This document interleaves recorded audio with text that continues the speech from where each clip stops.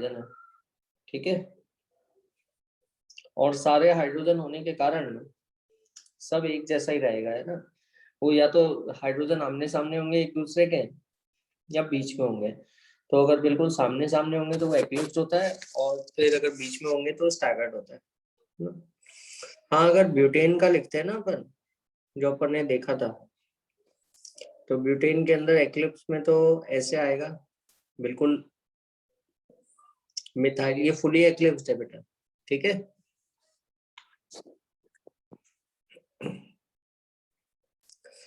अब इसको 60 डिग्री घुमा दोगे तो मिथाइल साइड में आ जाएगा।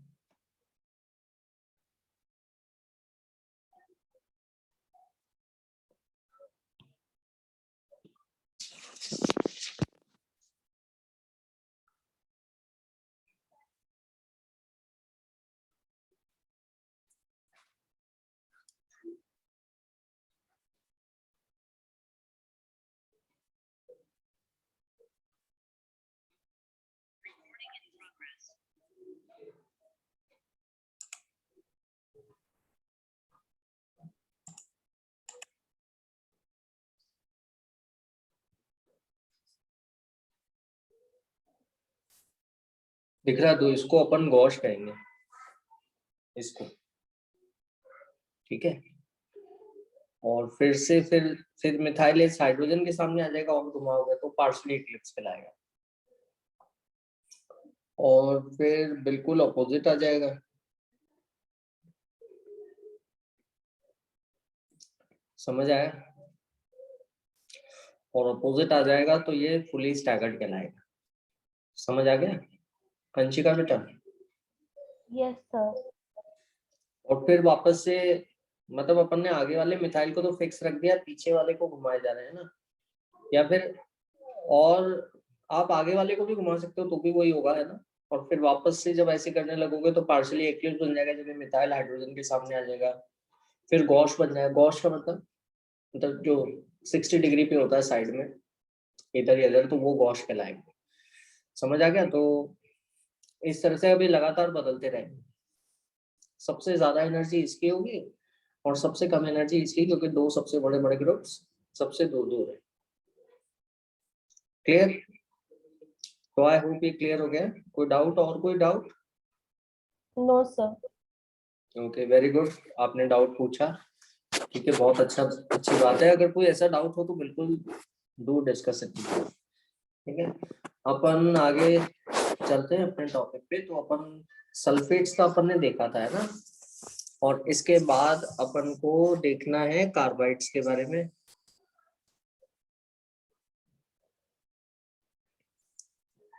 कार्बाइड्स किसको कहते हैं अपन?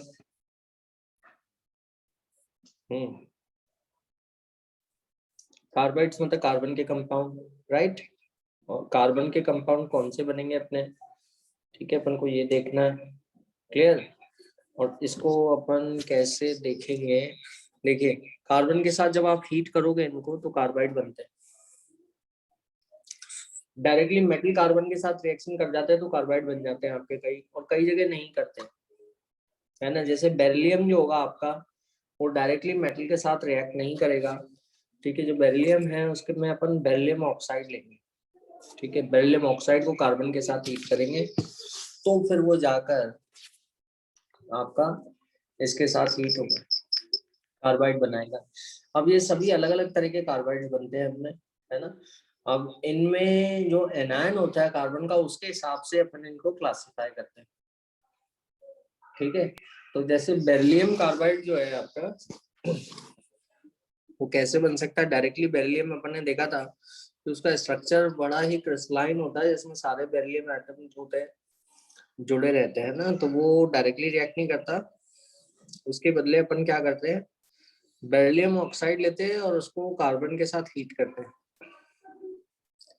है ना। उसको कार्बन के साथ हीट करते हैं तो ये मिलेगा Be2C, समझ गए?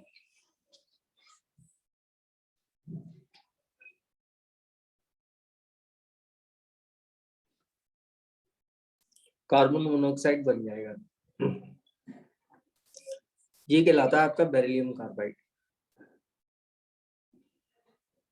फॉर्मूला अगर देखें पर तो बेरिलियम पे +2 है ना, 2 बेरिलियम आयंस हैं, तो कार्बन पे कितना चार्ज होगा वंशिका? -4। ठीक है। अब अगर आप इस बेरिलियम कार्बाइड को वाटर से रिएक्ट करते हो तो क्या होगा, हाइड्रोलिसिस करते हो, बताओ जरा।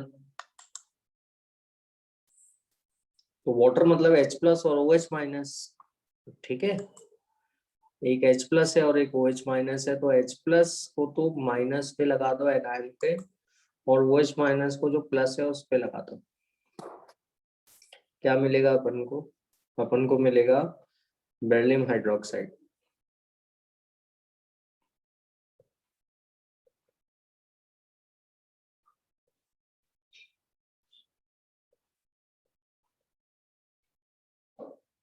Plus methane. समझ गए? बेरिलियम हाइड्रोक्साइड मिलेगा और मीथेन मिलेगा। तो क्योंकि क्यों मीथेन का मिलेगा, इक्वेशन अगर आप बैलेंस करना चाहेंगे तो you can write it Be2C plus water, 4 H+ चाहिए अपन को कार्बन के लिए, 4 OH- चाहिए, 2 बेरिलियम के लिए,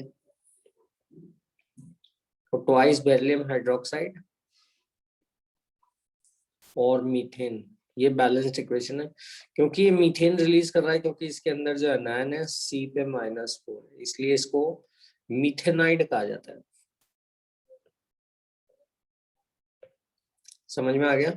मीथेनाइड का मतलब किस तरह के कार्बाइड को अपन मीथेनाइड कहेंगे, अंशिका? Is it clear? कोई Yes. डाउट इस पे? हाँ, वेरी गुड। इसी तरह से मैग्नीशियम, कैल्शियम, जो दूसरे मेटल्स है वो कार्बन के साथ हीट करने पे, है ना, स्ट्रांगली हीट करना पड़ता है, ऐसे नॉर्मल रिएक्शन नहीं होगा, मेटल्स हैं एकदम, बहुत स्ट्रांगली हीट करने पर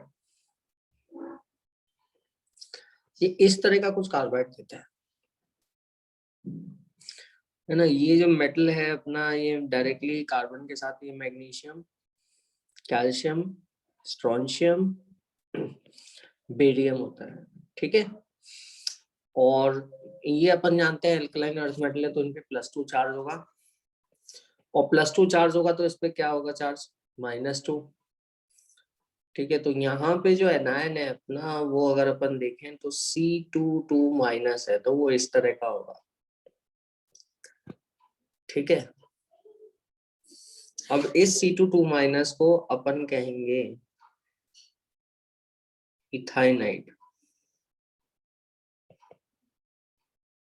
या इसको एसिटलाइड भी कहेंगे,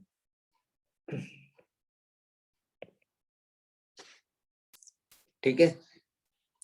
तो what happens, why it is called acetylide, अपन MC2 को जब वाटर से रिएक्ट करेंगे, वाटर क्या देगा, H+ और OH-। मैंने ट्रिक क्या बताई आपको हाइड्रोलिसिस की, कि जो पॉजिटिव हिस्सा है उस पे OH- लगा दो, और जो नेगेटिव हिस्सा है उस पे H+ लगा दो, ठीक है। तो मेटल +2 है ना, और तो इस पे OH- दे दो 2, और इस कार्बन पे 2- है, तो उस पे एक H+ दे दो, तो ये बन गया मेटल हाइड्रोक्साइड। और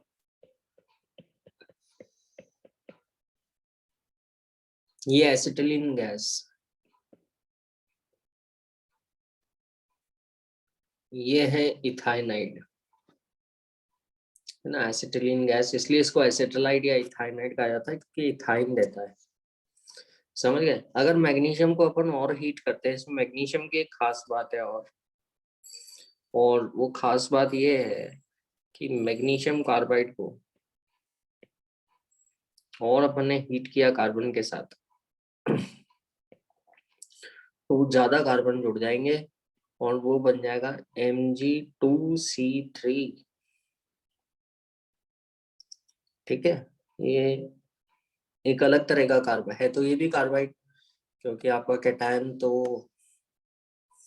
मैग्नीशियम है, और एनायन जो है वो कार्बन पे माइनस है। समझ आ गया? अब ये कैसा कार्बाइड है इसको जानने के लिए अपन इसको वाटर से रिएक्ट करते हैं। तो वाटर से रिएक्शन का मैंने ट्रिक बता ही दिया कि मैग्नीशियम पे +2 है, 2 मैग्नीशियम +2 है, तो उन पे 4 OH- लग जाएंगे टोटल। हर मैग्नीशियम पे 2 2, तो 2 मैग्नीशियम पे 4 लग जाएंगे, है ना। और यहाँ पर कितना चार्ज होगा, यहाँ पे टोटल चार्ज होगा ये -4 है, क्योंकि जितना केटायन का उतना एनायन का चार्ज है, -4 है तो यहाँ 4H+ लगा देंगे, ठीक है। तो अपन इसको वाटर से रिएक्ट कर देते हैं, Mg2C3, ठीक है। इसको वाटर से रिएक्ट किया अपन ने, H2O अपन को कितने 4 वाटर चाहिए, and we will put OH 2OH group on each magnesium, that will give us magnesium hydroxide, right? And इस पे we will put 4H+, तो ये बन गया C3H4। अब इसमें डिग्री ऑफ अनसैचुरेशन निकालोगे तो ये है CnH2n-2, ठीक है। तो ये जो है आपका, ये 3 कार्बन का प्रोपाइन है एक्चुअली।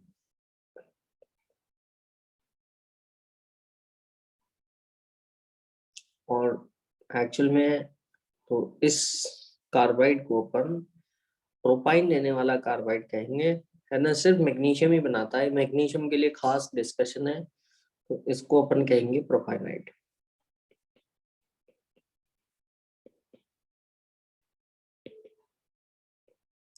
ठीक है, प्रोपाइनाइड कहेंगे, या अपन इसको अलाइलाइड भी कहते हैं, ठीक है। ये नाम इतना फेमस नहीं है, प्रोपाइनाइड सबसे इजी नेम है ना। प्रोपार्जाइल ग्रुप है, प्रोपार्जाइल ग्रुप जो होता है अपना प्रोपाइन देने वाले ग्रुप को कहते हैं, और ये वाटर से हाइड्रोलिसिस के बाद प्रोपाइन देता है। तो आई होप ये क्लियर है, बिल्कुल कोई डाउट इसमें Hansika? I hope it is clear, समझ में आ गया। इसी तरह से कैल्शियम तो नॉर्मल तरह का कार्बन बनाता है, CH2। अगर इसको वाटर डालोगे आप,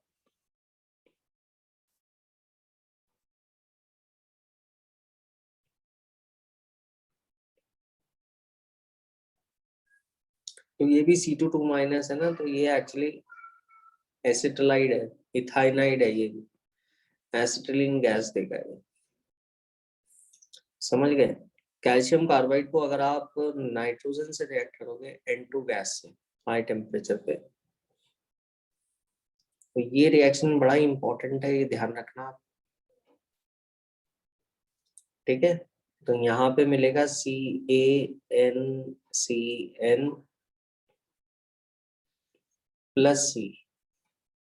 कैल्शियम कार्बाइड है, नाइट्रोजन के साथ हीट किया, नाइट्रोजन इंसर्ट हो गए, है ना, कैल्शियम कार्बाइड में। तो ये जो चीज है actually, why I am telling this, या बड़ा अजीब सा रिएक्शन लग रहा है, but why I am telling this Anshika, it is because ये जो आपका प्रोडक्ट है, it is used as a fertiliser, it has a name, nitrolim. Nitrolim is used as a fertiliser, clear, समझ में आ गया। तो ये कैल्शियम कार्बाइड को जब अपन नाइट्रोजन के साथ हीट करते हैं, हल्की आवाज आ रही है, तो CaNCN बन जाता है, नाइट्रोलिम फर्टिलाइजर मिलता है। बाकी और जो कार्बाइड है वो, जैसे बेरिलियम जो है, बेरिलियम कार्बाइड मीथेन देता है आपको, मिथेनाइड। मैग्नीशियम, कैल्शियम, स्ट्रोंशियम, बेरियम के C2 2- वाले कार्बाइड में इस तरह का आयन होता है, वाटर से रिएक्ट करने के बाद हाइड्रोजन लग जाता है, तो ये एसिटिलीन देता है अपन को। हाँ, जबकि मैग्नीशियम एक स्पेशल तरह का कार्बन बनाता है, 3 कार्बन वाला एल्काइन देता है वो, तो प्रोपाइन देता है अपन को, है ना। इसका स्ट्रक्चर क्या होगा, ये कैल्शियम कार्बाइड पानी से रिएक्ट करोगे CaC2, वाटर से रिएक्ट करोगे तो एसिटिलीन गैस देगा, ठीक है। और कैल्शियम कार्बाइड को अगर आप नाइट्रोजन के साथ हीट करोगे तो वो ये नाइट्रोलिम फर्टिलाइजर देगा, CaNCN। समझ में आ गया अलविया? कोई डाउट बेटा? Okay, very good. तो ये इस तरह से अपन कार्बाइड्स पे क्वेश्चंस आते हैं आपके, ठीक है।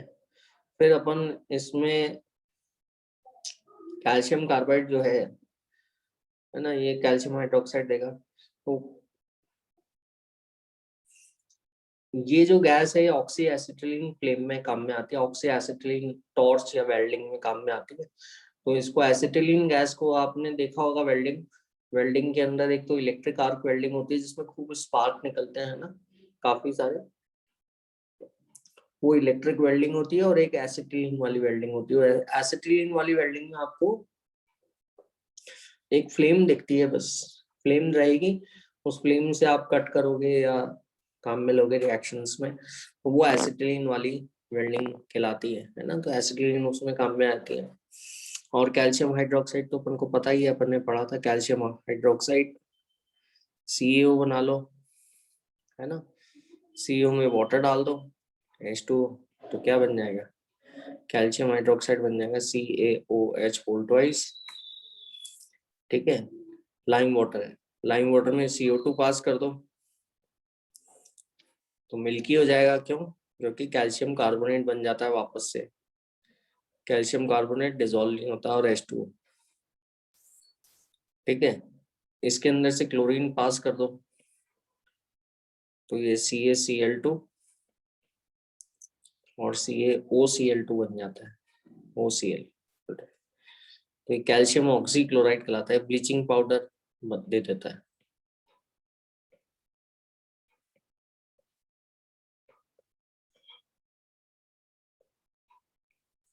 ब्लीचिंग पाउडर दे देगा, ठीक है। कैल्शियम ऑक्साइड को सिलिका के साथ रिएक्ट कर दो, सिलिका ऑक्साइड है SiO2, कैल्शियम ऑक्साइड भी ऑक्साइड है, सिलिकॉन P ब्लॉक का है, कैल्शियम S ब्लॉक का है, मेटेलिक ऑक्साइड है, आयनिक ऑक्साइड है ना। आयनिक के होने के साथ साथ ये आपका ज्यादा, मतलब इसमें स्ट्रॉन्ग बेसिक ऑक्साइड है, बेसिक ऑक्साइड है। और ये है कोवलेंट ऑक्साइड, एसिडिक ऑक्साइड, और एसिडिक और बेसिक ऑक्साइड कंबाइन हो जाएंगे, रिएक्ट हो जाएंगे, और बन जाएगा CaSiO3, जो कि स्लैग के तौर पे काम में आता है, ठीक है। स्लैग के तौर पे यूज में लेते हैं अपन, है ना। स्लैग एक्चुअली इसमें इसमें आपका एज इट इज आपका लाइम डालते हैं ना, और जब मेटलर्जी के अंदर मेटल्स को एक्सट्रैक्ट करते हैं तो उस टाइम अपन लाइम डालते हैं CaO, है ना। वो लाइम क्या करता है, जितना भी मेटल के ओर में सैंड है उससे रिएक्ट कर जाता है, और सैंड को हटाने में काम में आता है। जो सैंड है दैट इज सिलिका, समझ गए? तो ये बहुत ही इंपॉर्टेंट रिएक्शंस हैं, ध्यान रखिएगा। इसके बाद अपन कुछ यूजेस की बात कर लेते हैं। यूजेस जो हैं आपके, एक तो बेरिलियम का यूज है, बेरिलियम अपन ने कुछ यूजेस वैसे देख लेते हैं। कैल्शियम मैग्नीशियम वैसे तो बायोलॉजिकली बहुत इंपॉर्टेंट है ना। कैल्शियम जो है that is used in our bones, calcium ion जो है ना, बोन्स में काम में आएगा अपना।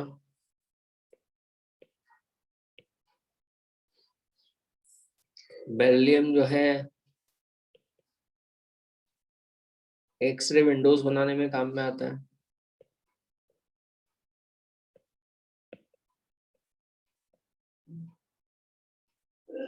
ठीक है। एक्सरे विंडोज में काम में आएगा। मैग्नीशियम जो है आपका, मैग्नीशियम एल्यूमिनियम अलॉय, ये एयरक्राफ्ट बनाने में काम में आता है, लाइट होता है ना।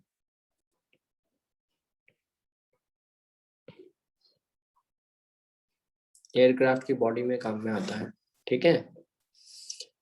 तो काफी सारे इनके यूजेस हैं। मैग्नीशियम जो है आपका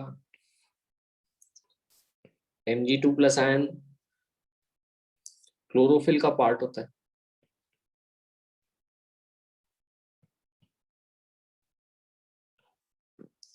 ठीक है, तो काफी सारे इनके यूजेस रहते हैं। कैल्शियम ऑक्साइड जो है तुम्हारा, अभी इसका ऊपर का यूज मैंने बताया ही आपको कैल्शियम ऑक्साइड का। इसी तरह से मैग्नीशियम हाइड्रोक्साइड जो है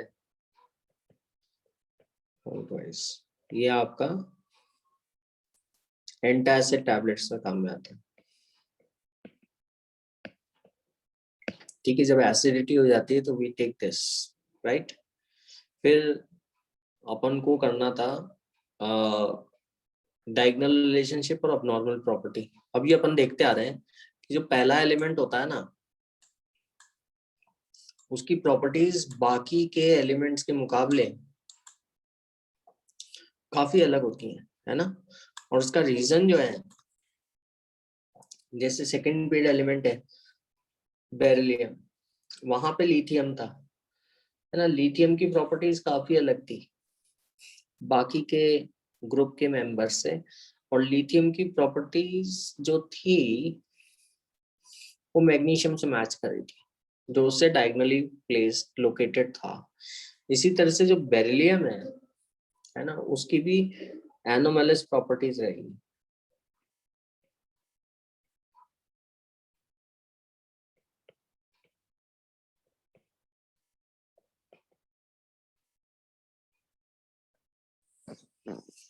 एनोमैलस प्रॉपर्टीज, सबनॉर्मल प्रॉपर्टीज बाकी सारे एलिमेंट से वो थोड़ा सा अलग कैरेक्टर शो करेगा। एक तो इसका रीजन है बेरिलियम का स्मॉल साइज,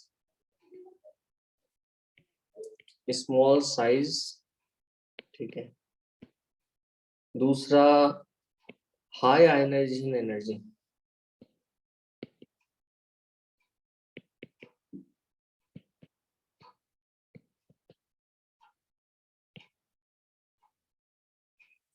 तो आपको इलेक्ट्रॉन को हटाने में दिक्कत होगी अगर आयनाइजेशन एनर्जी बहुत ज्यादा है तो। और अगर आयन बन जाएगा Be2+, तो उस पे आएगा हाई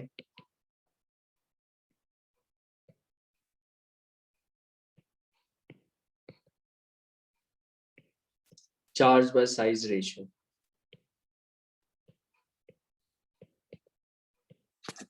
तो इससे क्या होगा कि बेरिलियम की इलेक्ट्रॉन खींचने की ताकत बहुत ज्यादा हो जाएगी, है ना। खींचने की ताकत बहुत ज्यादा हो जाएगी और इलेक्ट्रॉन वो निकाल लेगा।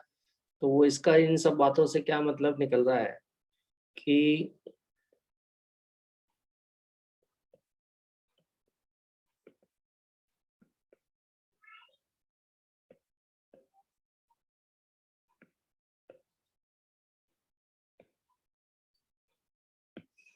It will form covalent compounds.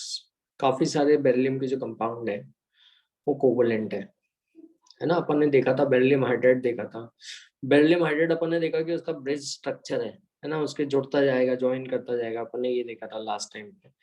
Beryllium chloride भी देखा अपन ने, उसका भी ब्रिज स्ट्रक्चर है ये, है ना। ये कोवलेंट के लिए आएगा आपका, आयनिक के लिए ऐसा स्ट्रक्चर अपन नहीं लिखते।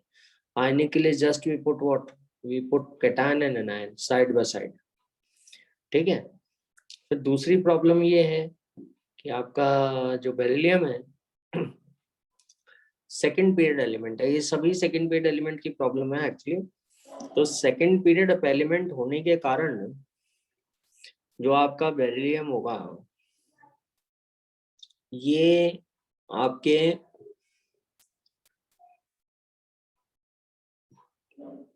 इलेक्ट्रॉनिक कॉन्फ़िगरेशन, अगर आप इसका क्लोजली ऑब्जर्व करोगे तो इसका वैलेंस शेल में सेकंड शेल ही है ना। बेरिलियम का एटॉमिक नंबर 4 है, लिथियम का 3, तो 4 इलेक्ट्रॉन्स हैं और 2p होगा लेकिन खाली है। लेकिन अगर आप मैक्सिमम बॉन्ड्स बनाने की बात कर रहे हो तो वैलेंस शेल में केवल 4 ही ऑर्बिटल हैं। There are only 4 orbitals in the valence shell, ठीक है।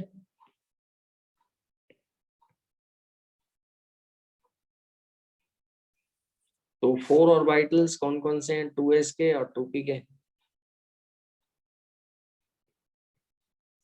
तो मैक्सिमम बेरिलियम अगर मान लीजिए इलेक्ट्रॉन मिल भी जाते हैं या दूसरे एटम से इलेक्ट्रॉन लेता भी है तो मैक्सिमम 4 बॉन्ड बनाएगा। इससे ज्यादा बॉन्ड नहीं बना सकता।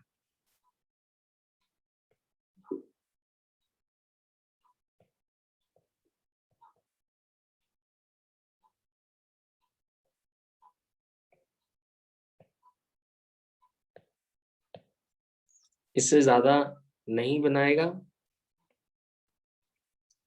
रीजन क्या है?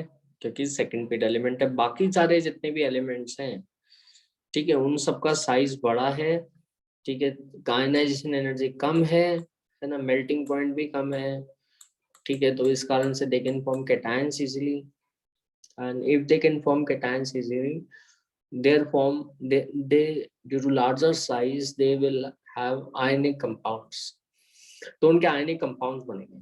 समझ आ गया अंशिका, अलविया? इसमें कोई doubt? No, Anshika, sir. Okay, very good. ठीक है, फिर अपन नेक्स्ट रन पे, नेक्स्ट क्या, नेक्स्ट सेक्शन में देखते हैं। तो ये तो एनोमैलिस प्रॉपर्टीज हो गई बेरिलियम की, ठीक है। इसके बाद आता है अपना diagonal relationship. Diagonal relationship beryllium जो है एल्यूमिनियम के साथ शो करेगा।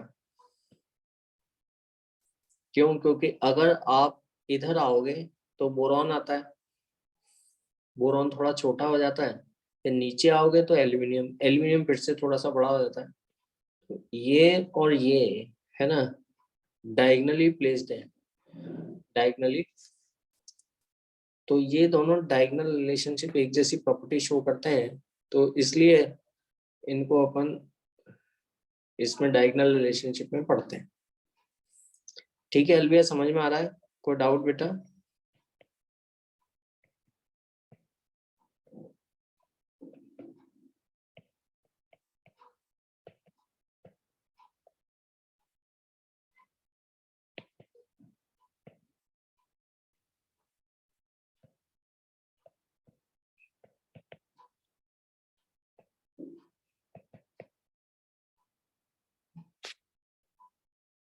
डायगोनल रिलेशनशिप, और इस डायगोनल रिलेशनशिप का जो बेसिक रूट कॉज है कि एक तो बेरिलियम और aluminium, because they are diagonally located, they have almost same size.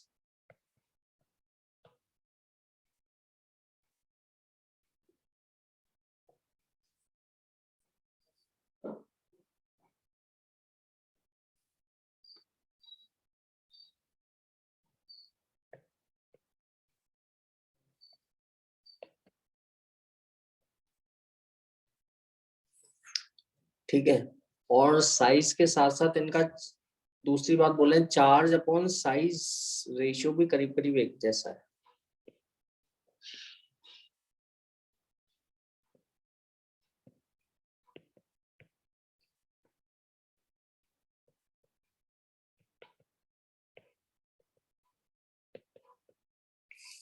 तो इसमें इनके खींचने की ताकत एक जैसी होगी इलेक्ट्रॉन्स को, ठीक है, काफी सारी प्रॉपर्टीज इनकी एक जैसी हो जाएंगी। ठीक है, अब कुछ एग्जाम्पल डायगोनल रिलेशनशिप को अपन एक्सप्रेस करने के लिए कि हाँ ये सही में हो रहा है, अपन कुछ एग्जाम्पल्स लेते हैं।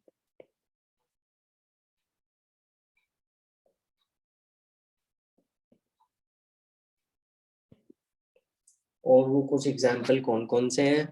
जैसे दोनों के दोनों बेरिलियम और एल्यूमिनियम जो है, दोनों वाटर से अटैक नहीं होते एकदम से, एकदम से एक्चुअली रिएक्शन भी नहीं करते, अपने आप रिएक्शन नहीं करते है ना, एसिड से भी अटैक नहीं हो पाते एकदम, है ना, both become inert.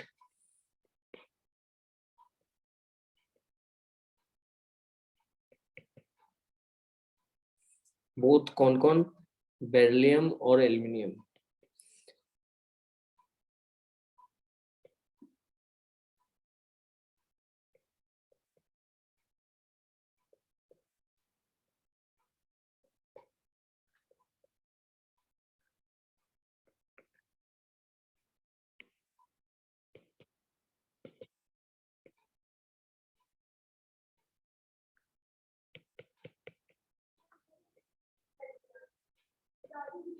On their surface, okay, so both become inert thin layer of oxide on their surface.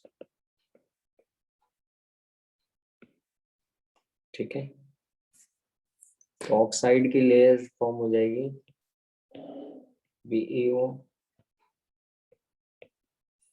Surface पे, जो उनके रिएक्शन को रोकेगी।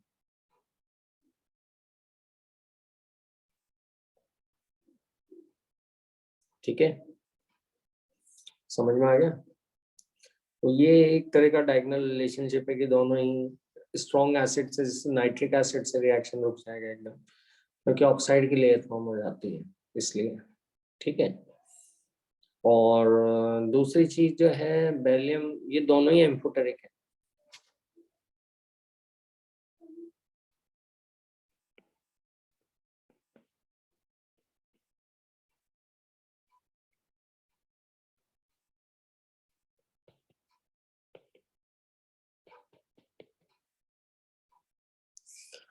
Both form amphoteric oxides.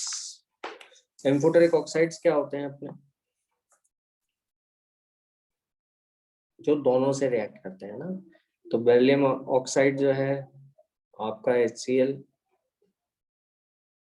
और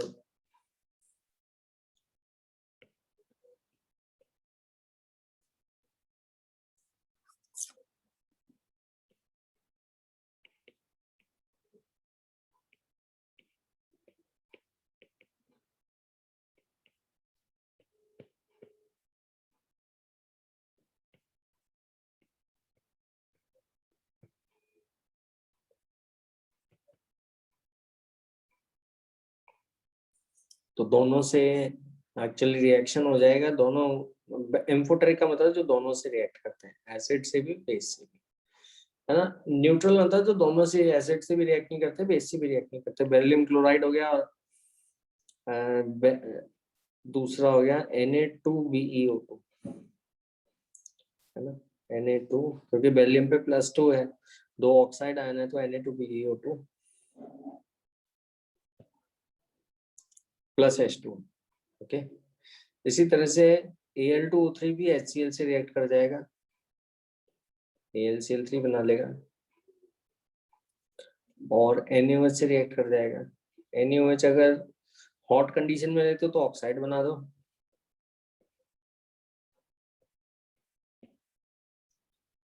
ठीक है, और अगर आप एक्वस कंडीशन लेते हो तो हाइड्रोक्साइड बना दो। ये ऑक्साइड जो है ये sodium meta aluminate, sodium metaberyllate. Okay,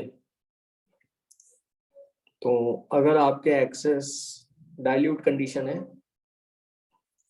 तो आप इसको ऐसे भी बना सकते हो। अगर कॉन्सेंट्रेटेड और हॉट कंडीशन है तो OH मत लगाना, O2- लगाना बस, और इसको ऐसे बना सकते हो।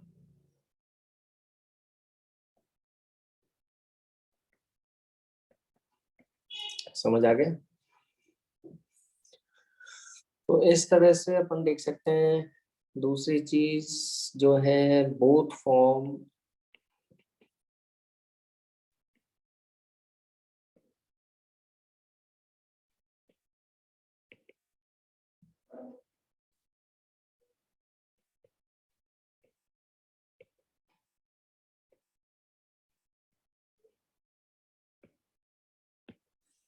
ब्रिज हाइड्राइड और क्लोराइड दोनों से ही बनेंगे, है ना।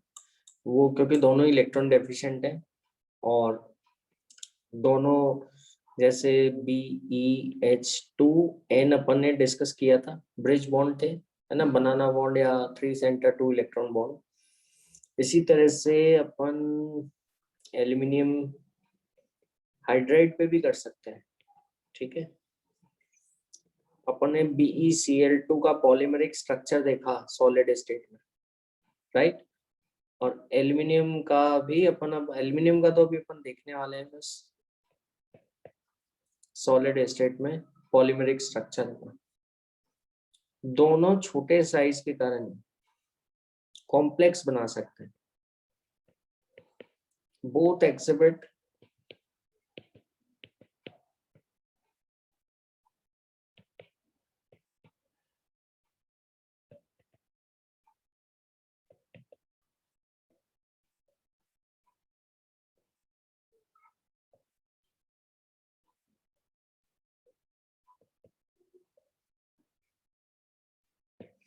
कॉम्प्लेक्स फॉर्मेशन टेंडेंसी दोनों की होगी, है ना। तो कॉम्प्लेक्स फॉर्मेशन टेंडेंसी में बेरिलियम जो होगा, हाँ ये बात जरूर है कि बेरिलियम 4 बॉन्ड से ज्यादा वाला कॉम्प्लेक्स नहीं बनाएगा, ठीक है। तो बेरिलियम के काफी सारे कॉम्प्लेक्सेस होते हैं, इस तरह से बनाता है ना, 4 बॉन्ड ही रहेंगे। और एल्यूमिनियम जो है वो 6 बॉन्ड वाला कॉम्प्लेक्स बना सकता है, क्योंकि एल्यूमिनियम तीसरे पीरियड का है ना। तीसरे पीरियड का होने के कारण इट हैज डी ऑर्बिटल, और वो डी ऑर्बिटल होने के कारण आपका ज्यादा बॉन्ड बना सकता है, ठीक है। तो ये आपके ग्रुप 2 है। फिर नेक्स्ट अपन चलते हैं ग्रुप 13 पर, पी ब्लॉक। तो P block group 13,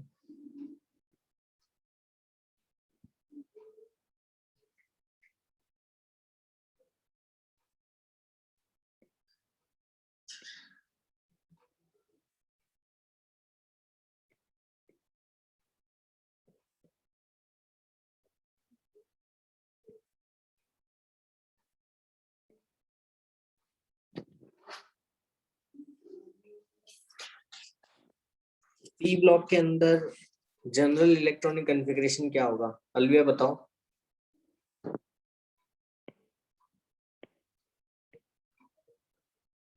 Anshika,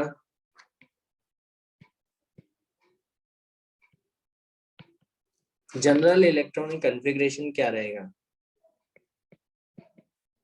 sir NP 1 और 2 और 3 और 4। हाँ, जैसे एक तो पहले वाली नोबल गैस लिख दो, एटॉमिक नंबर के हिसाब से जो भी एलिमेंट लेते हो उसके पहले वाली नोबल गैस लिख दो, है ना। और NS2, ये तो एस ब्लॉक में ग्रुप 1 में एस में 1 इलेक्ट्रॉन आया, ग्रुप 2 में एस में 2 इलेक्ट्रॉन आए, है ना। अब वैलेंस ग्रुप 13 में वैलेंस शेल के अंदर 3 इलेक्ट्रॉन होंगे आपके, है ना। और 2 एस में होंगे, और पी के अंदर 1 इलेक्ट्रॉन आएगा। ये जनरल इलेक्ट्रॉनिक कॉन्फ़िगरेशन है। अब आप इसमें जैसे बोरॉन है, बोरॉन में एटॉमिक नंबर क्या है, 5 है ना।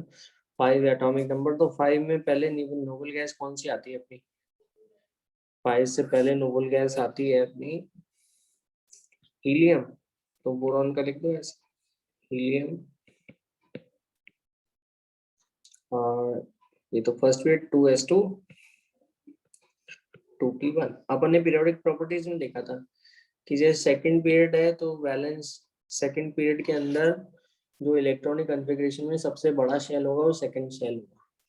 थर्ड पीरियड एलिमेंट में जो वैलेंस शेल होगा वो थर्ड शेल होगा। फोर्थ पीरियड एलिमेंट में, है ना, फोर्थ शेल होगा valence shell. Clear. Boron, aluminium,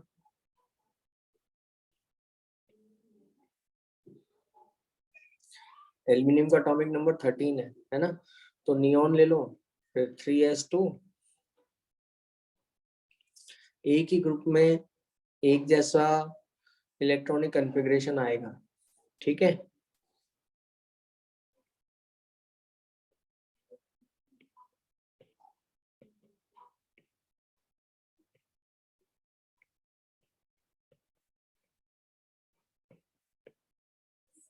gallium, indium, यहाँ पे आर्गन आएगा, sorry.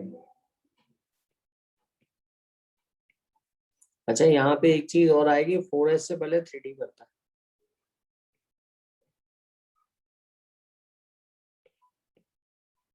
Valence shell electronic configuration तो एक जैसा ही है सबका, लेकिन ये गैलियम जो है इसका एटॉमिक नंबर 31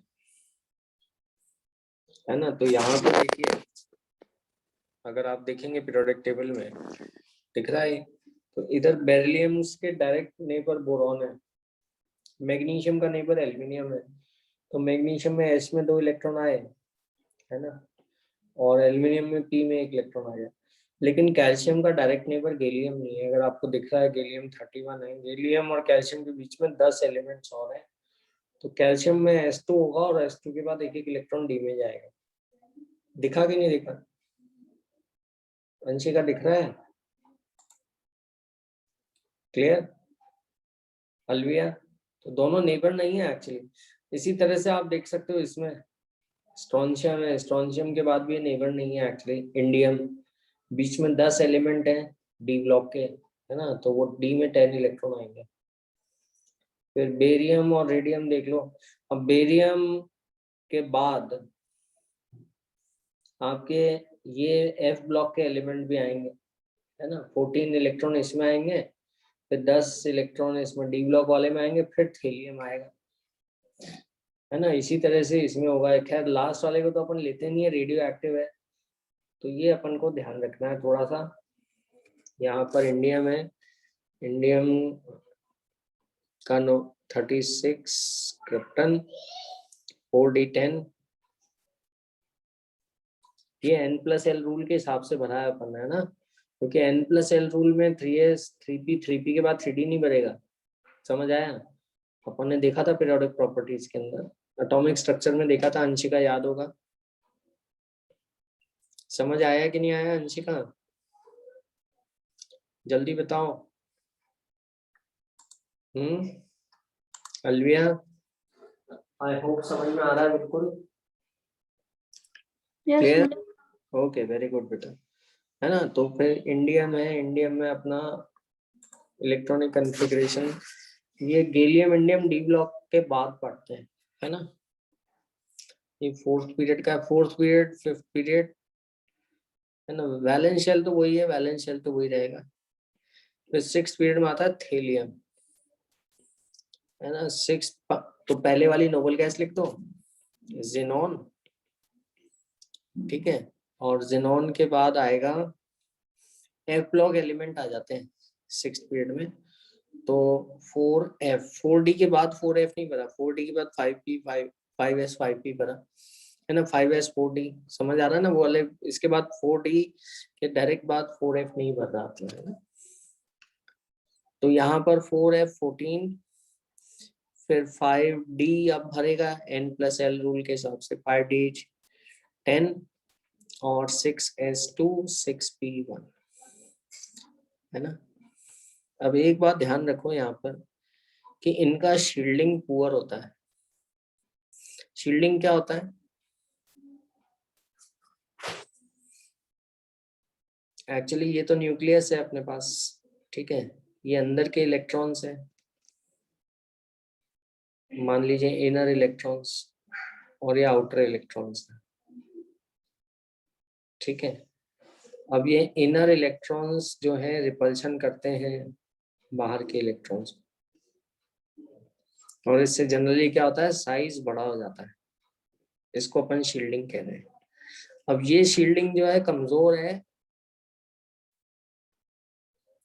किसमें कमजोर है ये?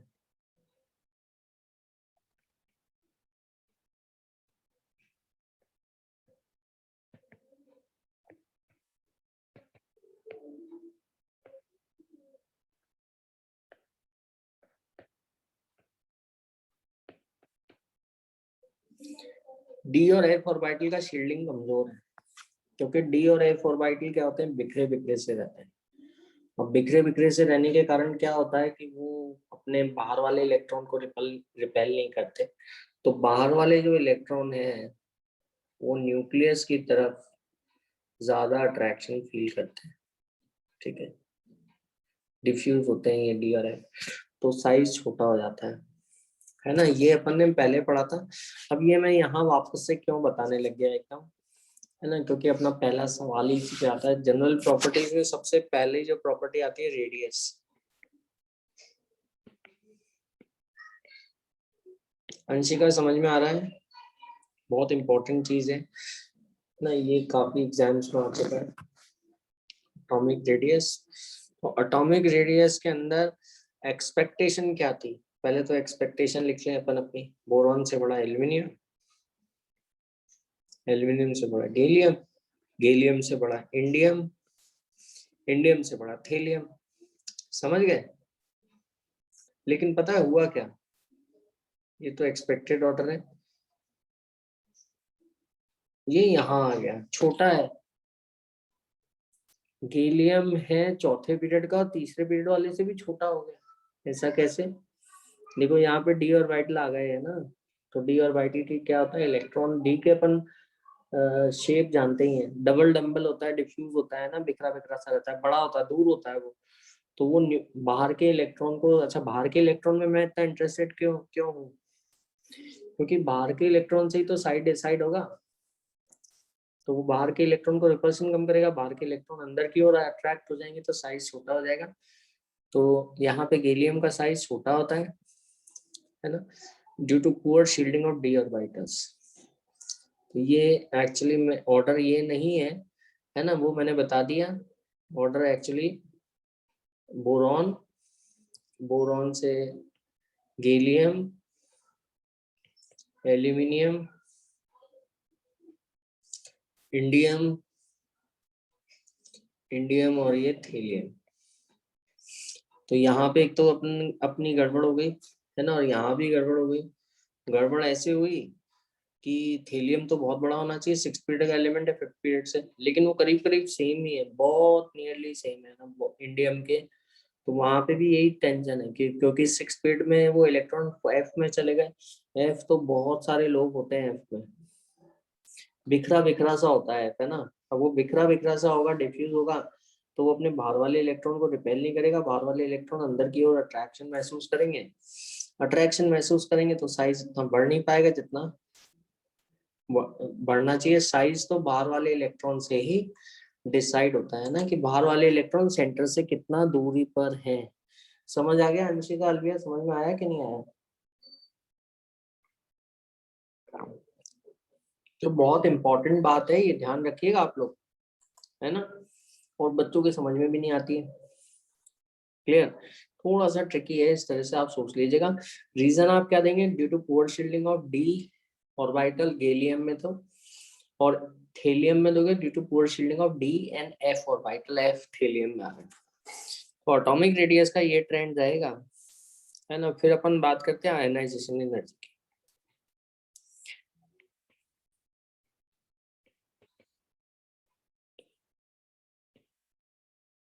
तो आयनाइजेशन एनर्जी तो आप जानते ही हो, जो सबसे बाहरी इलेक्ट्रॉन होता है उसको हटाने के लिए जो एनर्जी चाहिए होती है वो आयनाइजेशन एनर्जी होती है। ठीक है, तो आयनाइजेशन एनर्जी पहले तो एल्कली मेटल से कंपेयर कर लें, एल्कलाइन अर्थ मेटल से।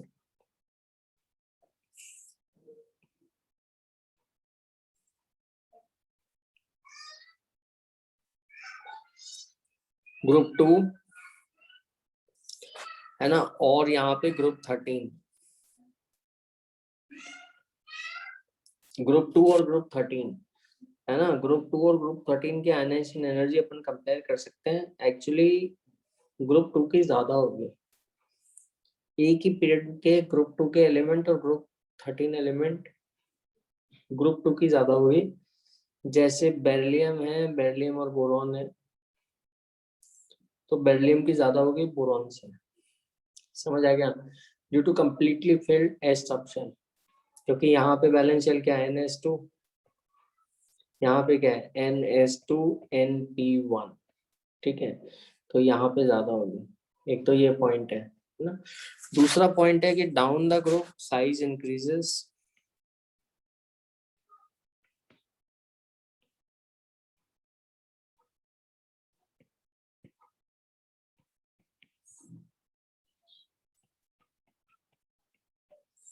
Ionization energy decreases. जैसे जैसे आप ग्रुप जो है साइज बड़ा होता जाएगा, आयनाइजेशन एनर्जी कम होती जाएगी। तो आप क्या एक्सपेक्ट करते हो? Boron, aluminium, gallium, indium, thallium. लेकिन यहाँ पे भी वही प्रॉब्लम है आपकी, है ना। आयनाइजेशन एनर्जी सबसे ज्यादा बोरॉन की, फिर ये, फिर ये, और फिर ये। समझ आया? तो इस तरह से आपका ट्रेंड होना चाहिए।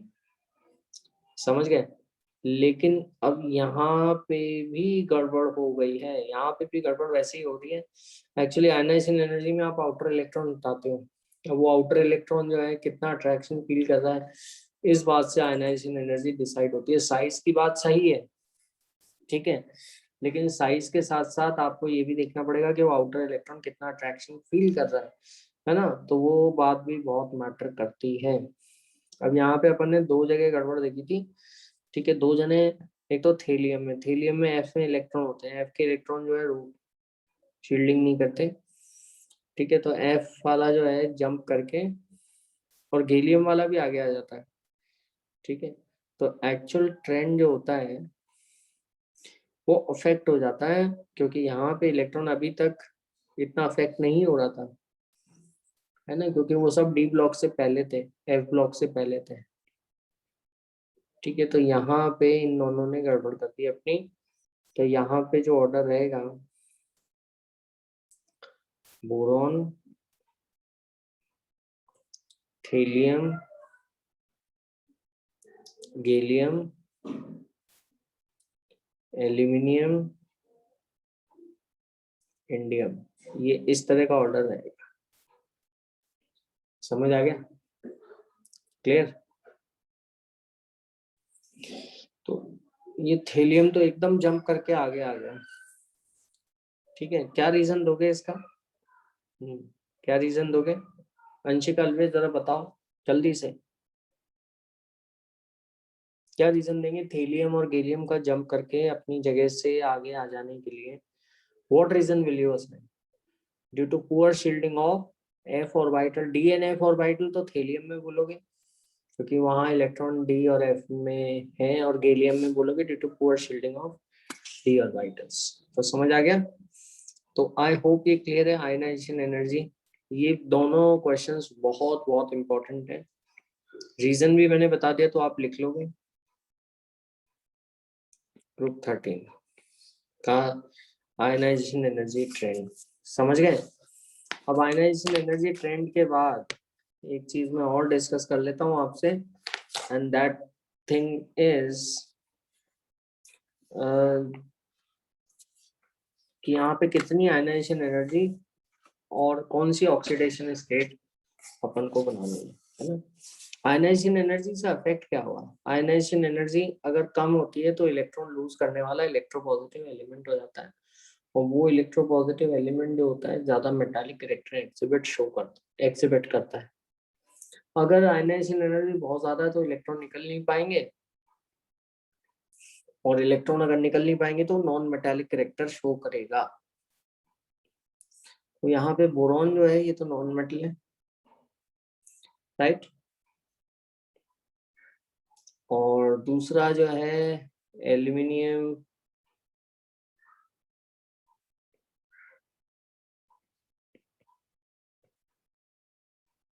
ये मेटल्स है, राइट? तो इस तरह से होगा ये, ओके?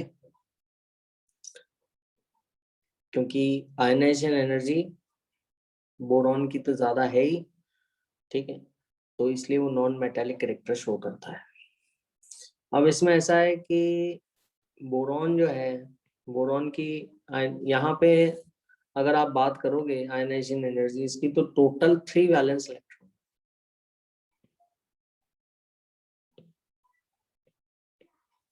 तो यहाँ पे जैसे एल्यूमिनियम है आपका, तो एल्यूमिनियम में अगर आपको उसका आयन बनाना है Al3+, तो 3 इलेक्ट्रॉन हटाने पड़ेंगे, because there are 3 valence electron. और यहाँ पे जो आप एनर्जी दोगे वो 3 आयनाइजेशन एनर्जीज का सम रहेगी, delta H I E 1 plus delta H I E 2 plus delta H I E 3। समझ आ गया है? 3 आयनाइजेशन है, Al+3 बनाना है तो you have to give 3 ionisation energy, sum of the 3 ionisation energies in order to remove electrons, 3 electrons one by one. समझे कि नहीं समझे? और ये बहुत ज्यादा होती है 3 आयनाइजेशन एनर्जीज। तो बोरॉन में तो क्या होता है,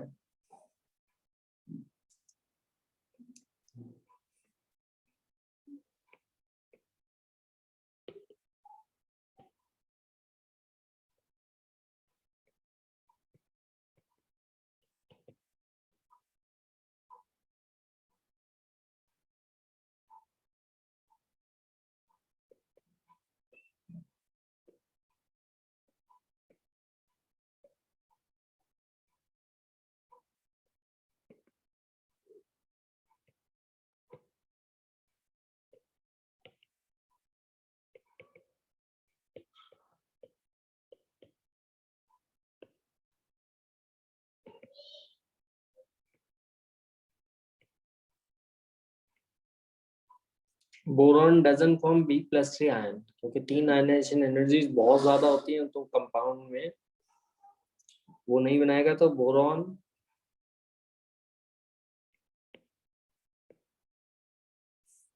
इस पे भी काफी सारे सवाल आते हैं।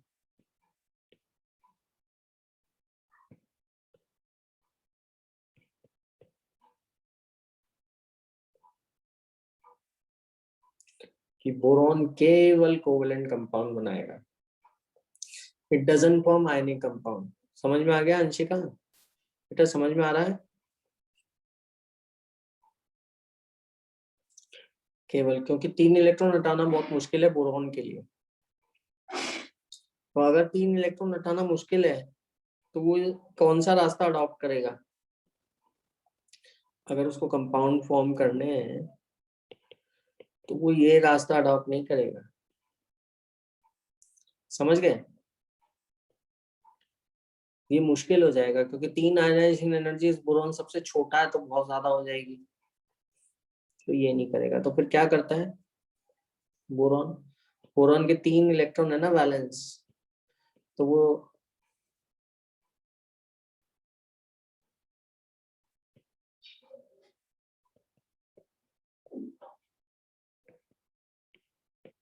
शेयरिंग करता है।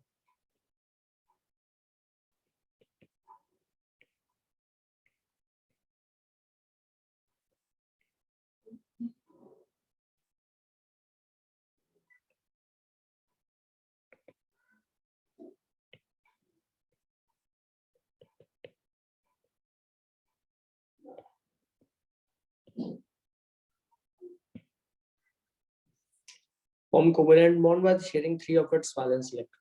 तो बोरॉन हमेशा कोवेलेंट कंपाउंड ही बनाता है क्योंकि उसकी आयनाइजेशन एनर्जी सबसे छोटा है तो सबसे ज्यादा होती है, इसलिए, है ना। अब दूसरा, चलो कोवेलेंट कंपाउंड भी अगर बनाते हैं तो एक और बात होती है ऑक्सीडेशन स्टेट की।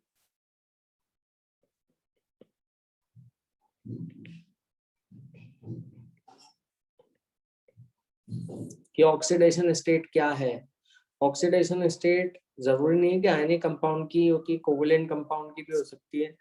आप उनके एटम्स को अगर हटाते हो तो जो चार्ज उन पे आएगा वो उनकी ऑक्सीडेशन स्टेट कहलाता है।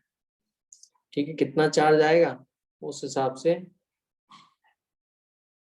ठीक है, उनकी ऑक्सीडेशन स्टेट मानी जाएगी। ठीक है, तो ऑक्सीडेशन स्टेट जो है क्या हो सकती है? देखो ऑक्सीडेशन स्टेट वैसे वैलेंस इलेक्ट्रॉन हटा दो, मैक्सिमम ऑक्सीडेशन स्टेट तो कैसे निकालते हो आप? कि अगर आप वैलेंस इलेक्ट्रॉन हटा देते हो तो वो मैक्सिमम ऑक्सीडेशन स्टेट होती है। ठीक है, और लेकिन वो मैक्सिमम होती है, उससे अगर कम इलेक्ट्रॉन हटाते हो तो थोड़ी ज्यादा, मतलब कुछ इंटरमीडिएट ऑक्सीडेशन स्टेट्स होती हैं। तो अगर अपन यहाँ पे इलेक्ट्रॉनिक कॉन्फ़िगरेशन देखें तो यहाँ पे वैलेंस इलेक्ट्रॉन अपने पास है 2 और 1। ठीक है, तो या तो आप चाहो तो +3 ऑक्सीडेशन स्टेट आ जाए। अगर तीनों इलेक्ट्रॉन हटा देते हो, या 3 इलेक्ट्रोनेगेटिव, जरूरी नहीं कि आयनिक आयन बनाओ, आप 3 इलेक्ट्रोनेगेटिव एटम भी कनेक्ट कर दो। तो इलेक्ट्रोनेगेटिव एटम में मानेंगे अपन ऐसे कि वो इलेक्ट्रॉन 3 इलेक्ट्रोनेगेटिव एटम के हैं बोरॉन के या दूसरे एलिमेंट के, तो वो +3 ऑक्सीडेशन स्टेट मानी जाती है। जरूरी नहीं कि वो कैटायन हो +3 का, है ना। तो +3 ऑक्सीडेशन स्टेट, है ना, ये कैसे बनी?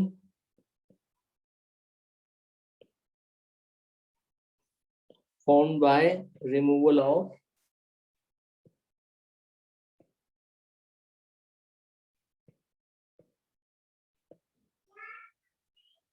s इलेक्ट्रॉन्स, 2 s इलेक्ट्रॉन्स को हटा दिया अपन ने।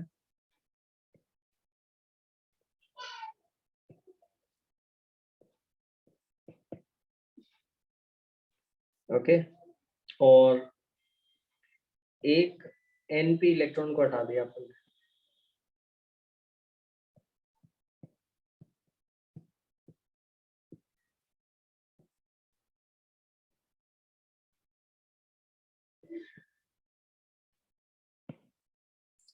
ऐसा मानो तीनों इलेक्ट्रोनेगेटिव एटम कनेक्टेड है तो आपका +3 ऑक्सीडेशन स्टेट आएगी।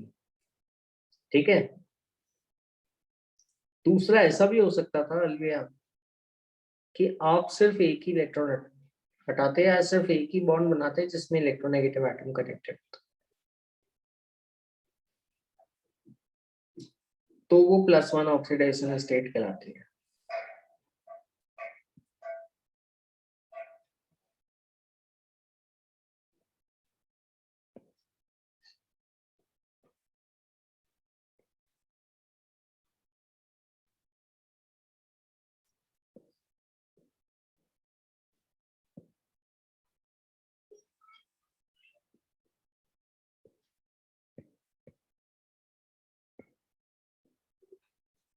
Np इलेक्ट्रॉन को अगर आपने हटा दिया, एक Np इलेक्ट्रॉन को हटा दिया, तो आपकी +1 ऑक्सीडेशन स्टेट आएगी, या ऐसा मानो कि एक ही बॉन्ड अगर बनाया तो ये +3 आएगी। मैक्सिमम ऑक्सीडेशन स्टेट तो आप +3 मानते हो, लेकिन इनकी स्टेबिलिटी अलग अलग है ना। स्टेबिलिटी जो है, अगर स्टेबिलिटी की बात करता हूं मैं, तो +3 ऑक्सीडेशन स्टेट वाले कंपाउंड ऊपर की तरफ ज्यादा स्टेबल होंगे।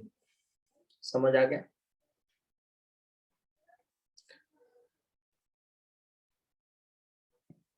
+3 oxidation state, stability of compounds of +3 oxidation state increases up in the group। तो वहां पे जैसे अगर +3 वाला BCl3 ले लिया मैंने, है ना, AlCl3 ले लिया, ये भी +3 है, जानते हैं अपन, क्योंकि Cl पे जरूर नहीं कि आयनिक हो, कोवेलेंट भी हो सकते हैं। कोवेलेंट में अपन इलेक्ट्रॉन Cl के मानेंगे, बोरॉन को +3 मानेंगे। जरूर नहीं कि मैं ये नहीं कह रहा कि आयनिक कंपाउंड है, मैं तो कह रहा हूँ कोवेलेंट कंपाउंड है। कोवेलेंट कंपाउंड में ऑक्सीडेशन स्टेट निकालते हैं अपन। तो ये +3 ऑक्सीडेशन स्टेट वाले कंपाउंड है। इसी तरह से गैलियम है, इंडियम है और थेलियम, ठीक है। तो ये +3 ऑक्सीडेशन स्टेट वाले कंपाउंड की स्टेबिलिटी ऊपर की तरफ बढ़ती है, और +1 ऑक्सीडेशन स्टेट वाले कंपाउंड, ऑक्सीडेशन स्टेट वाले कंपाउंड, ये स्टेबिलिटी जो है आपकी ऊपर की तरफ बढ़ जाएगी, है ना।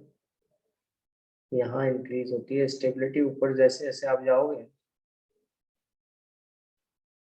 तो बोरॉन वाला +3 वाला सबसे स्टेबल है।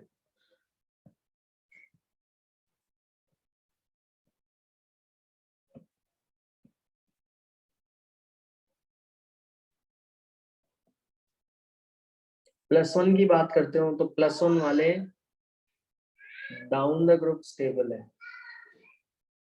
ना?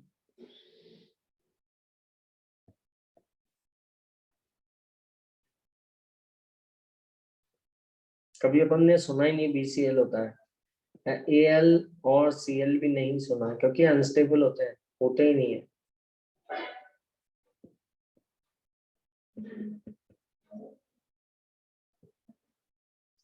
हाँ, थेलियम के साथ Cl, थेलियम क्लोराइड में, ये जरूर सुना है ना। तो +1 ऑक्सीडेशन स्टेट और +3, +1 में आपने सिर्फ ये माना है कि आपके सिर्फ p इलेक्ट्रॉन हटाया जा रहा है, क्योंकि +1 या p इलेक्ट्रॉन ही बॉन्डिंग में पार्टिसिपेट कर रहा है। अगर आयनिक नहीं सोच रहे, आप कोवेलेंट सोच रहे हो, तो आप ये कर सकते हो कि सिर्फ p इलेक्ट्रॉन ही बॉन्डिंग में पार्टिसिपेट कर रहा है, ठीक है। तो +1 ऑक्सीडेशन स्टेट आएगी, इलेक्ट्रोनेगेटिव एटम जुड़ा होगा। +1 ऑक्सीडेशन स्टेट नीचे की तरफ स्टेबिलिटी बढ़ती है, और इसका जो रीजन है वो है इनर्ट पेयर इफेक्ट।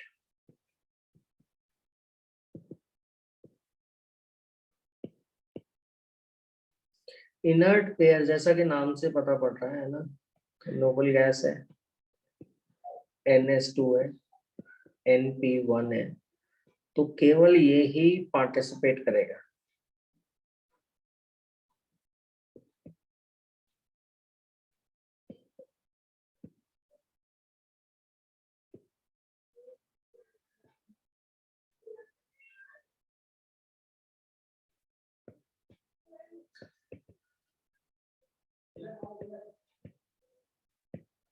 केवल p इलेक्ट्रॉन ही पार्टिसिपेट करेगा, और एस ऐसे बिहेव कर रहा मानो वो इनर्ट है, मतलब वो रिएक्ट ही नहीं कर रहा।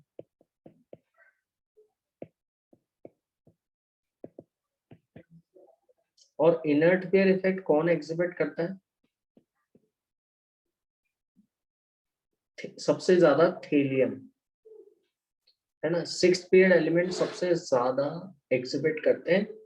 और कैसे एग्जिबिट करते हैं, मतलब वो अपने एस के इलेक्ट्रॉन हटने ही नहीं देते या बॉन्डिंग बनाने ही नहीं देते उनको, ये है।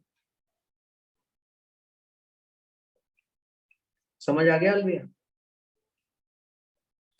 अब रीजन है ऐसा क्यों नहीं करने देते, वैसे तो अपन क्या करते हैं, जैसे कैल्शियम था, कैल्शियम को +2 कर दिया अपन ने, एस के दोनों इलेक्ट्रॉन हटा दिए।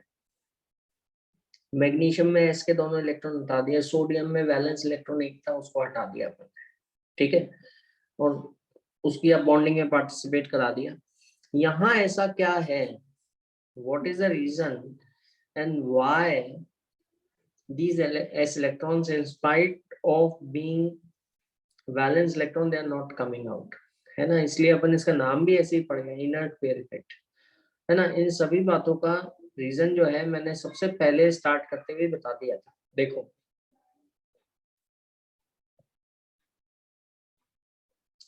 यहाँ पे अपने इलेक्ट्रॉन है एफ और डी में, एफ और डी का शेप ही ऐसा होता है कि काफी सारे इनमें लोब होते हैं, बिखरा बिखरा सा इलेक्ट्रॉन हो रहते हैं। तो ये अपने बाहरी इलेक्ट्रॉन को ज्यादा आउटर की तरफ नहीं पुश करेंगे, शील्डिंग इनका वीक होगा, तो बाहरी इलेक्ट्रॉन जो है they will get attracted inside into the atom, and if they get attracted so they will not participate in bonding, वो बॉन्ड बनाने में हिस्सा नहीं लेंगे अगर अंदर अट्रैक्शन हो रहा है। समझ आ गया? अगर अंदर अट्रैक्शन हो रहा है तो बॉन्ड बनाने में हिस्सा क्यों लेंगे, मॉलिक्यूल के एटम के अंदर ही रहेंगे ना, और ऐसा बिहेव करेंगे कि मानो वो इनर्ट है ना। तो इनर्ट पेयर इफेक्ट कौन फॉलो करता है, ध्यान रखना, वैसे तो नीचे आने में बढ़ रहा है, लेकिन थेलियम सबसे ज्यादा इनर्ट पेयर इफेक्ट शो करेगा। समझ आया कि नहीं आया?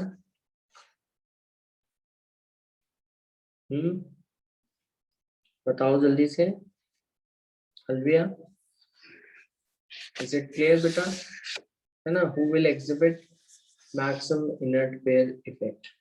तो आई होप ये क्लियर हो गया है। फिर तो अगर आपसे पूछा जाता है जैसे कंपाउंड्स की स्टेबिलिटी पूछी जाती है, तो अगर 3 वाले जो कंपाउंड है वो तो ऊपर की तरफ स्टेबल होंगे, 1 वाले हैं तो नीचे की तरफ स्टेबल होंगे, ठीक है। फिर अगला जो प्रॉपर्टी अपन डिस्कस करने जा रहे हैं that is melting point.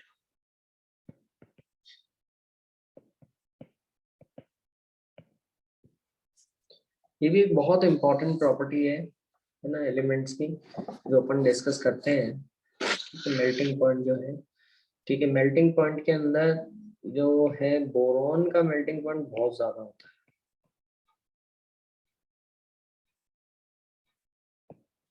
Boron का मेल्टिंग पॉइंट बहुत ज्यादा होगा,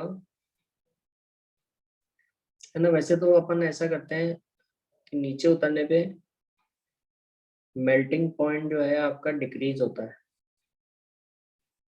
ना, नीचे क्यों, साइज बड़ा होता जाता है, तो साइज बड़ा होने से क्या होता है, आपकी जो मेटालिक बॉन्डिंग है वो वीक होती जाती है। साइज अगर बड़ा होता जाएगा तो मेटालिक बॉन्डिंग है कमजोर होती जाएगी और आसानी से मेल्ट हो जाएगा ना। तो एक्सपेक्टेड ट्रेंड तो ये था कि बोरॉन का सबसे ज्यादा है, एल्यूमिनियम का कम, है ना, गैलियम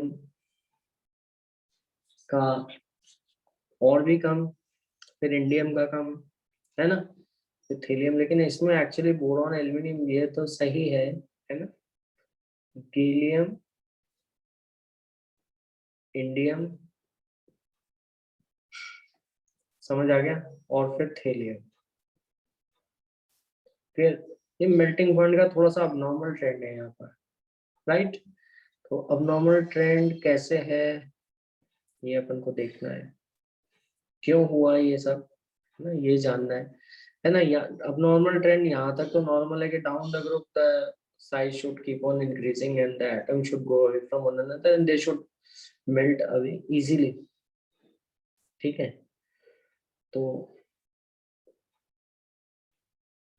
यहाँ पे यहाँ तक तो ठीक है, इसके बाद यहाँ से प्रॉब्लम इनिशिएट हो गई। गैलियम का मेल्टिंग पॉइंट तो अप्रोक्सीमेटली अगर आप देखोगे तो it will be around 30 degree, रफली 30 डिग्री सेल्सियस रहता है। मतलब it exist as liquid in summer days or at room temperature in many places। समझ आया? बहुत ही कम, जैसे सीजियम का मेल्टिंग पॉइंट होता है 28-29 डिग्री, वैसे गैलियम का भी मेल्टिंग पॉइंट बहुत कम होता है। ये इसका क्रिस्टल स्ट्रक्चर ऐसा होता है जिसके कारण इसका मेल्टिंग पॉइंट बहुत कम है ना। और बोरोन का मेल्टिंग पॉइंट बहुत ज्यादा है, ये 2453 kelvin, very high melting point, बहुत ज्यादा।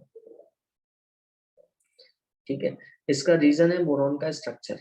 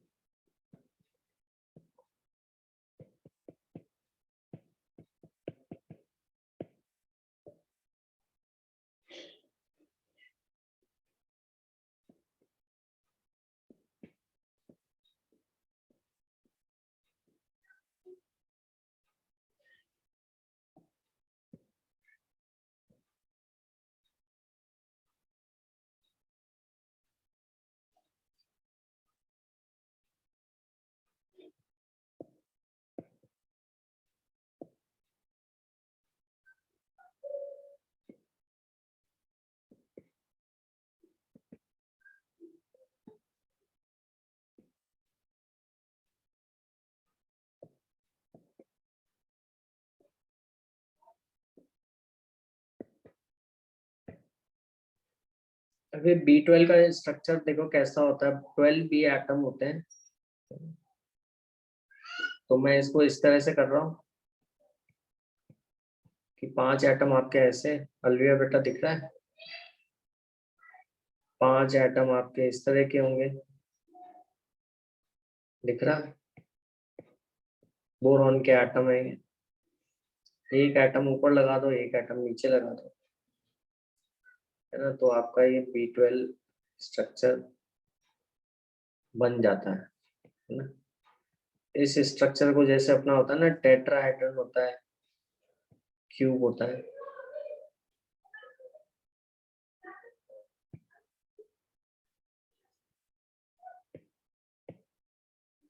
इसको अपन B12 स्ट्रक्चर को अपन, जिसमें 12 बोरॉन एटम है, इसको अपन आइकोसाहेड्रन कहते हैं, है ना, B12 की जो यूनिट है।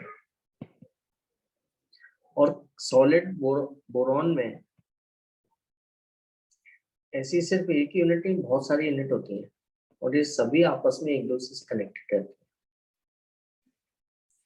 कुल मिला के बात ये हुई कि ये एक्चुअली बहुत ज्यादा इंटरकनेक्टेड है, और इंटरकनेक्टेड होने के कारण कोवेलेंट बॉन्ड की स्ट्रेंथ बहुत ज्यादा रहेगी, है ना, आपस में। और अगर इसको मेल्ट करना है तो आपका एक बोरॉन एटम मेल्ट नहीं होगा, ठीक है, आपको सभी को अलग अलग करना है, और ये इतने सारे बॉन्ड आपको ब्रेक करने पड़ेंगे। दिख रहा है B12, ये स्ट्रक्चर ड्रॉ करने की जरूरत नहीं, मैंने तो ऐसे बता दिया है, ऐसे याद रखना।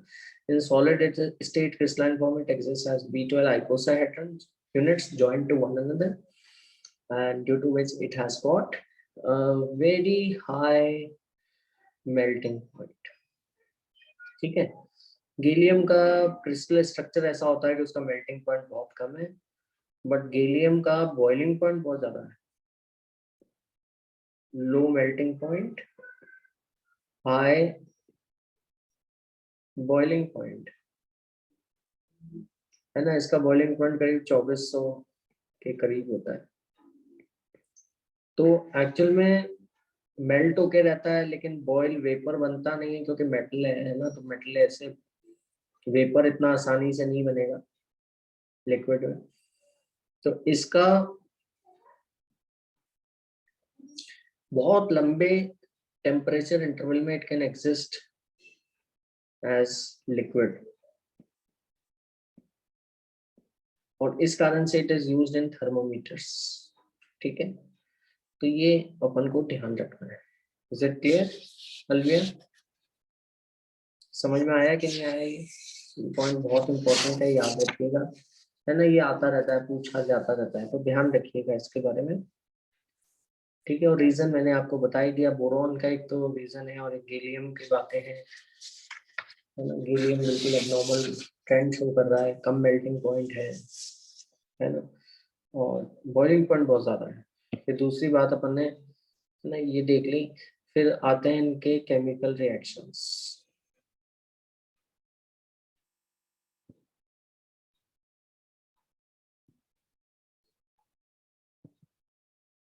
अभी तक तो अपन जनरल कैरेक्टरिस्टिक्स डिस्कस कर रहे थे,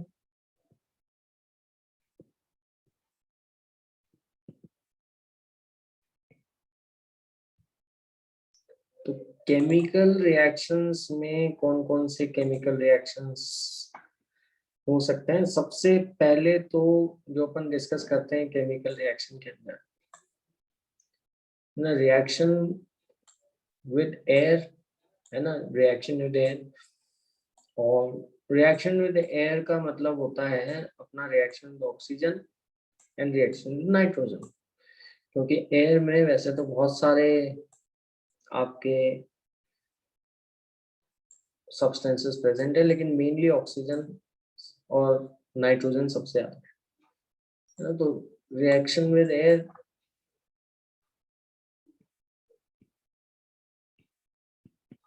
आज मैं हेडिंग लिख देता हूँ, है ना, पूरा शायद हो नहीं पाएगा अभी क्योंकि अपने पास टाइम नहीं है।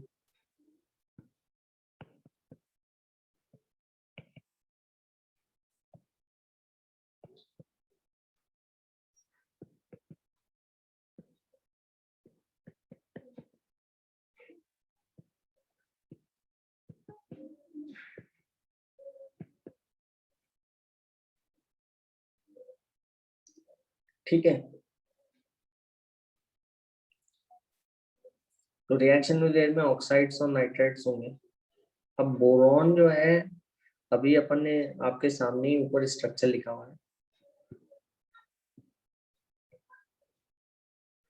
ये क्रिस्टलाइन फॉर्म है।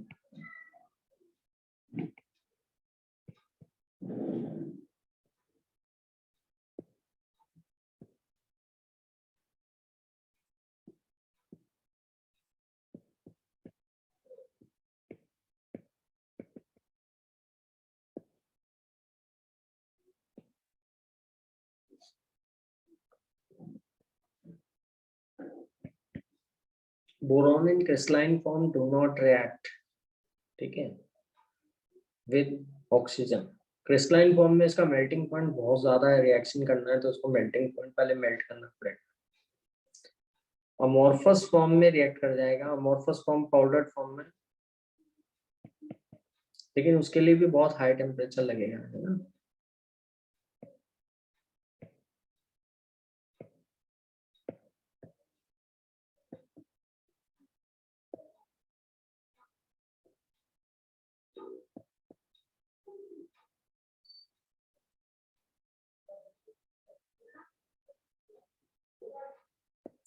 ठीक है, तो ये अपन आज यहीं खत्म करते हैं, नेक्स्ट टर्न पे कंटिन्यू करते हैं इसको डिटेल में, ठीक है, किस तरह के कंपाउंड्स बनेंगे। कोई डाउट और अलविया बेटा, समझ में आ गया सब? जस्ट इसको देख लेना, कोई भी डाउट है तो मेरे से पूछ लेना, ठीक है। एनसीईआरटी भी आप पढ़ते रहना, जो जो पॉइंट्स हैं इंपॉर्टेंट पॉइंट्स उसमें समझ में नहीं आ रहे मेरे को क्लास में बता दिया करो, ठीक है। तो क्लास एंड करता हूँ मैं, okay, bye bye, take care, good night, okay.